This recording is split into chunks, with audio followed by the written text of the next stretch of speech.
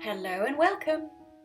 I very nearly didn't share this particular painting with you today, or maybe I would have shared it but in a slightly different way, because I was having trouble with a question that I reckon pretty much every artist can relate to, and that question is, when is a watercolour painting finished?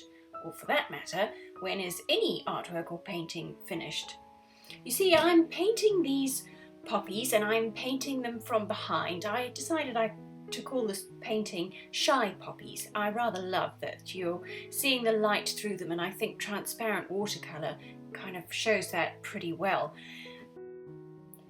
Anyway, I started by painting the poppies themselves, and I was so enjoying splashing in all that juicy colour that once I'd finished painting the poppies, as you'll see in a moment, I couldn't stop and I carried on with the background.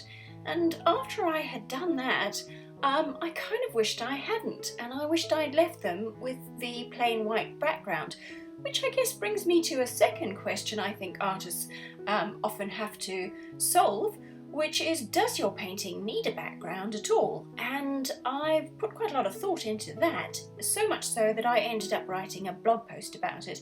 And if you're watching this on YouTube, I will pop the links to that blog post in the description below so that you can see the 8 options I came up with for putting in backgrounds to your watercolour paintings. Anyway, as you'll see in a minute, I go right ahead and carry on splashing in extra colour to add a little bit of a background to my 2 lovely poppies that you're seeing from behind. And when I'd finished that, I wanted to go back and undo it, but of course you can't. So I put the painting aside and just carried on painting something else.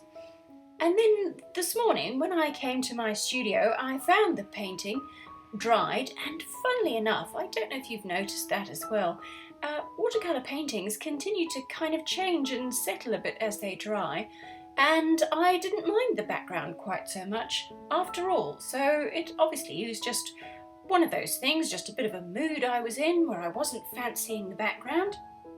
But after all, I don't think it's as terrible as I did when I first painted it. And I think that is the conclusion that I came to. Answering that original question, when is a watercolour painting finished?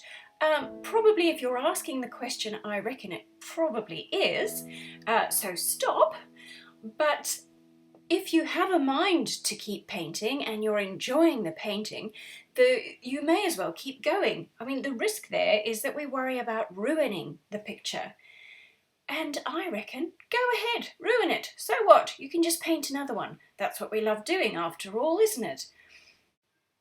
At the end of the day, every painting is an experiment, really. And it's in playing and trying new things that we learn.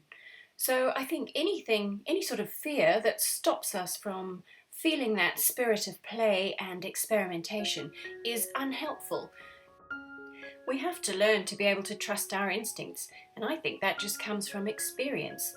So we have to be able to be doing more painting and less judging.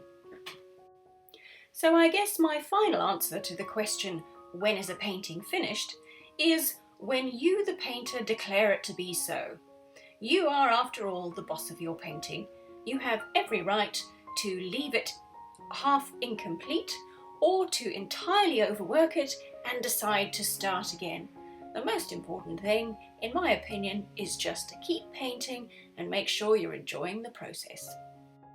What do you think? How do you decide when your painting is finished? Let me know in the comments.